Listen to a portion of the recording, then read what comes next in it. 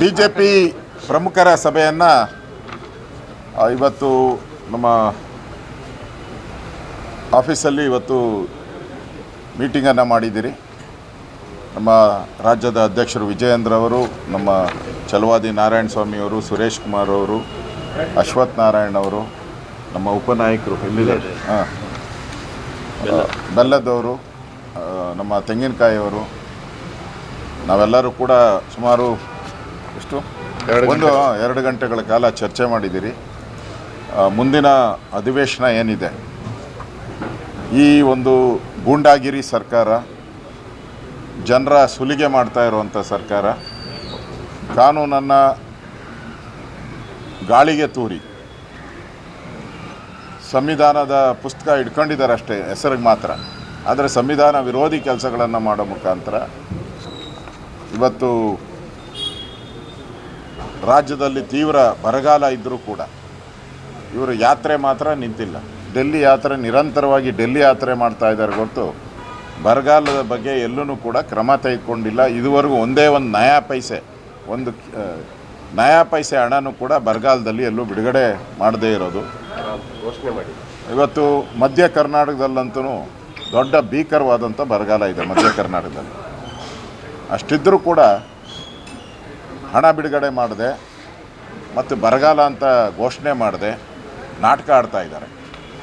ಅದೇ ರೀತಿ ಈ ಬಿಡದಿ ಟೌನ್ಶಿಪ್ ರೈತರನ್ನು ಒಕ್ಕಲೆಬ್ಬಿಸಿ ಹಳ್ಳಿಗಳನ್ನು ಖಾಲಿ ಮಾಡಿಸಿ ಇವರ ರಿಯಲ್ ಎಸ್ಟೇಟ್ ದುಡ್ಡು ಮಾಡೋಕ್ಕೋಸ್ಕರ ಅದರಲ್ಲಿ 30,000 to 40,000 ಕೋಟಿ ಹಣ ಬರ್ತೈತೆ. ಅದರಲ್ಲಿ ಯಾರ ಜಾಬ್ಗೆ ಹೋಗ್ತಾ ಇದೆ?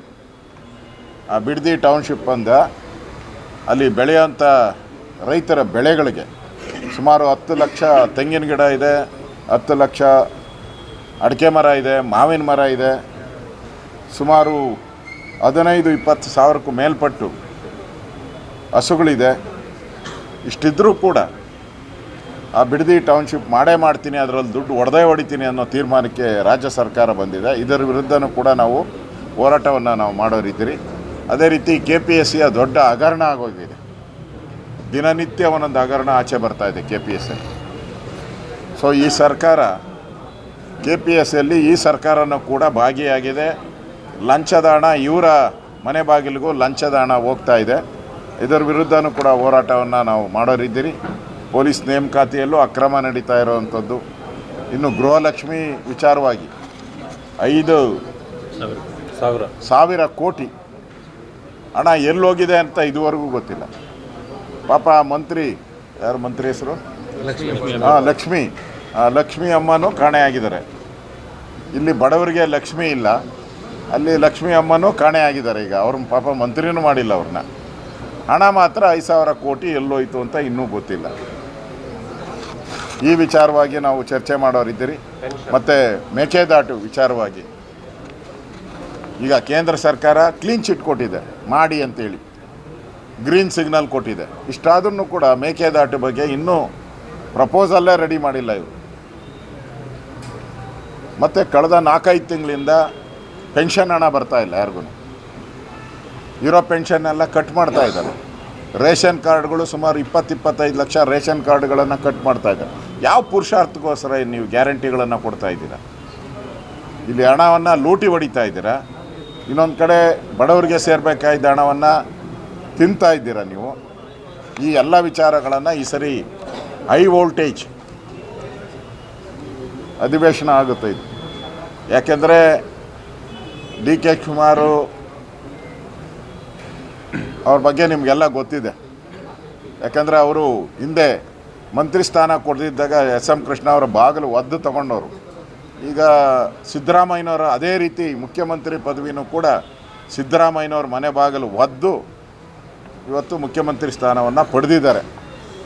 ಸೊ ಎಲ್ಲ ದುಂಡಾವರ್ತಿ ಇವತ್ತು ಸಭಾಪತಿಗಳು ಅವರ ಬಲವಂತವಾಗಿ ಅವರ ರಾಜೀನಾಮೆ ಪತ್ರವನ್ನು ಎಲ್ಲ ಅವ್ರ ಚೇಂಬರ್ಗೆ ನುಗ್ಗಿ ಸುಮಾರು 20-25 ಜನ MLCಗಳು ಮುಖ್ಯಮಂತ್ರಿಗಳು ಚೇಂಬರ್ ನುಗ್ಗಿ ಬಲವಂತವಾಗಿ ಸಹಿ ಹಾಕಿ ತಗೊಂಡೋಗಿರೋದು ನೋಡ್ತಾ ಇದೆ. ಅಂದರೆ ಕರ್ನಾಟಕದಲ್ಲಿರುವಂಥದ್ದು ಗೂಂಡಾ ರಾಜ್ಯ ಅನ್ನೋದು ಪ್ರೂವ್ ಆಗೋಗ್ಬಿಟ್ಟಿದೆ. ಇವತ್ತು ಪಕ್ಕಾ ಪ್ರೂವ್ ಆಗ್ಬಿಟ್ಟಿದೆ. ಈ ಎಲ್ಲ ವಿಚಾರಗಳನ್ನು ವಿಧಾನ ಪರಿಷತ್ತಲ್ಲಿ ನಮ್ಮ ನಾಯಕರಾದಂಥ ನಾರಾಯಣ ಸ್ವಾಮಿಯವರ ನೇತೃತ್ವದಲ್ಲಿ ವಿಧಾನ ಪರಿಷತ್ತಲ್ಲೂ ಕೂಡ ದೊಡ್ಡ ಹೋರಾಟವನ್ನು ನಾವು ಮಾಡೋರಿದ್ದೀರಿ. ಮತ್ತು ಅಕ್ರಮವಾಗಿ ಕಾಂಗ್ರೆಸ್ ಲೆಟ್ರೆಡಲ್ಲಿ ಸ್ಪೀಕರು ಮತ್ತು ಸಭಾಪತಿಯ ಹೆಸರುಗಳನ್ನು ಘೋಷಣೆ ಮಾಡಿರೋದು ಇದು ಸಂವಿಧಾನ ವಿರೋಧಿ. ಅಂದರೆ ಇವತ್ತು ಕಾಂಗ್ರೆಸ್ ಪಾರ್ಟಿ ವಿಧಾನಸಭೆಯನ್ನು ಹೈಜಾಕ್ ಮಾಡಿಬಿಟ್ಟಿದೆ. ಇದು ಅಕ್ಷಮ್ಯ ಅಪರಾಧ. ಈ ವಿಚಾರವಾಗೂ ನಾವು ಹೋರಾಟ ಮಾಡೋರಿದ್ದೀರಿ. ಈಗ ನಾವು ಹೊರಟಿಯವರನ್ನು ಭೇಟಿ ಮಾಡಿ ಅವರ ಆಗಿರೋವಂಥ ನೋವೇನಿದೆ, ಅವರ ಬಲಾತ್ಕಾರವಾಗಿ ಸೈನ್ ಹಾಕ್ಸಿರೋವಂಥದ್ದು, ಅವರು ನನಗೆ 13ನೇ ತಾರೀಕು ಒಂದು ಅವಕಾಶ ಕೊಡಿ, ನಾನು ನನ್ನ ಥ್ಯಾಂಕ್ಸ್ ಹೇಳಬೇಕು ಎಲ್ಲರಿಗೂ ಕೂಡ. ಇಷ್ಟು ದಿನ ನನಗೆ ಸಹಕಾರ ನೀಡಿದ್ದಾರೆ ಅಂತ ಹೇಳಿದ್ರು ಅವ್ರಿಗೆ ಅವಕಾಶ ಕೊಡದೆ ಬಲಾತ್ಕಾರವಾಗಿ ಸೈನ್ ಹಾಕ್ಸಿರೋದ್ರ ಬಗ್ಗೆ ಅವ್ರ ಜೊತೆ ಮಾತಾಡೋಕ್ಕೆ ನಾವೆಲ್ಲರೂ ಕೂಡ ಹೋಗ್ತಾ ಇದ್ದೀರಿ. ಅಂದರೆ ಈ ಸರ್ಕಾರ ಗೂಂಡಾಗಿರಿ ಸರ್ಕಾರ ಅನ್ನೋದು ಸ್ಪಷ್ಟ ಆಗಿದೆ.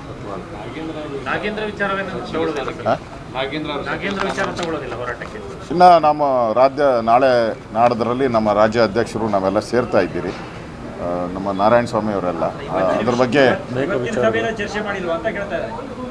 ಎಲ್ಲ ವಿಚಾರಗಳು ಬಂದಿದೆ, ಎಲ್ಲನೂ ವಿಚಾರಗಳು ಬಂದಿದೆ, ಚರ್ಚೆ ಆಗಿದೆ. ಯಾವ ರೀತಿ ಹೋರಾಟ ತೆಗೆದುಕೊಳ್ಬೇಕು ಅದನ್ನು ಮತ್ತೆ ತೀರ್ಮಾನ ಮಾಡಿ ಮತ್ತೆ ಇನ್ನೊಂದು 3 ದಿನ ಆದಮೇಲೆ ನಾಳೆ ಸಮನ್ವಯ ಸಮಿತಿ ಸಭೆ, ನಾಳೆ ಬೆಳಗ್ಗೆ ಮೋಸ್ಟ್ಲಿ 9 ಗಂಟೆಗೆ ಸಮನ್ವಯ ಸಮಿತಿ ಇದೆ. ಕುಮಾರಸ್ವಾಮಿಯವರು ನಾವು ಎಲ್ಲ ಕೂಡ ನಾಳೆ ಸೇರ್ತೀರಿ. ಬಿಡದಿ ಹೋರಾಟದ ಬಗ್ಗೆ ಏನು ಮಾಡಬೇಕು, ವಿಧಾನಸಭೆಯಲ್ಲಿ ಹೇಗೆ ಹೋರಾಟಗಳನ್ನು ಮಾಡಬೇಕು, ಯಾವ್ಯಾವ ವಿಚಾರಗಳನ್ನು ಚರ್ಚೆ ಮಾಡಬೇಕು, ಈ ಭ್ರಷ್ಟ ಕಾಂಗ್ರೆಸ್ ಸರ್ಕಾರವನ್ನು ತೊಲಗಿಸುವಂಥ ದೃಷ್ಟಿಯಿಂದ ಯಾವ ರೀತಿ ಹೋರಾಟಗಳನ್ನು ಮಾಡಬೇಕು, ಇನ್ನು ಮುಂದೆ ಒಟ್ಟೊಟ್ಟಾಗಿ ಹೋರಾಟ ಮಾಡಬೇಕು ಅನ್ನೋ ವಿಚಾರವಾಗಿ ಚರ್ಚೆಯನ್ನು ಮಾಡ್ತೀವಿ. ನಾಳೆ ಅದನ್ನು ನಿಮ್ಮ ಕುಮಾರಸ್ವಾಮಿಯವರೇ ಅನೌನ್ಸ್ ಮಾಡ್ತಾರೆ. ನಾಳೆ ಈಗಾಗಲೇ ಚರ್ಚೆ ಮಾಡಿದೆ. ಮೊನ್ನೆನೂ ಕೂಡ ನಾನು ದೆಹಲಿಯಲ್ಲಿ ಹೋಗಿ ಅವ್ರ ಜೊತೆ ಚರ್ಚೆ ಮಾಡಿದ್ದೀನಿ. ಪಾಸಿಟಿವ್ ಆಗಿದ್ದಾರೆ. ಒಟ್ಟೊಟ್ಟಿಗೆ ನಾವು N D A partners. Okay.